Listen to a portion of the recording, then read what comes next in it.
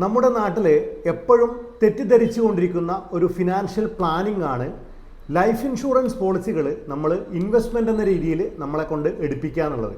പലപ്പോഴും നമ്മുടെ ഏജൻറ്റ് സുഹൃത്തുക്കളൊക്കെ പറഞ്ഞൊരു കാര്യം, നമ്മൾ ഇത്ര കാലം അടച്ചാൽ ഇത്ര കിട്ടും എന്നുള്ള രീതിയിൽ പറയുമ്പോൾ തന്നെ അത് ഇൻഷുറൻസിനല്ല മറിച്ച് ഇൻവെസ്റ്റ്മെൻറ്റിന് പ്രാധാന്യം കൊടുക്കുന്നു എന്ന് നമ്മൾ തെറ്റിദ്ധരിക്കാറുണ്ട്.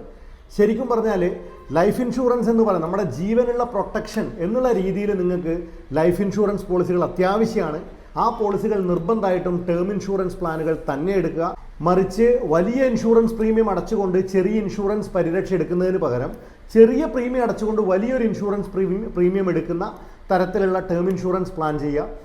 ഇൻവെസ്റ്റ്മെൻറ്റ് എന്നുള്ളത് നിങ്ങളൊരു ഇൻഷുറൻസ് കമ്പനിക്ക് കൊടുത്ത ശേഷം, നിങ്ങളുടെ കാശ് കൊടുത്ത ശേഷം അവിടെ ഭീമമായ ചാർജുകൾ കഴിഞ്ഞ ശേഷം നിങ്ങൾക്ക് ചെറിയൊരു കാശ് മ്യൂച്വൽ ഫണ്ടിൽ നിക്ഷേപിച്ച ശേഷം നിങ്ങൾക്ക് കിട്ടുന്ന ഒരു ലാഭമാണ് ഈ പറഞ്ഞ യൂണിറ്റ് ലിങ്ക്ഡ് ഇൻഷുറൻസ് പ്ലാനിൻ്റെ ഏറ്റവും വലിയ അപര്യാപ്തത എന്ന് പറയുന്നത്.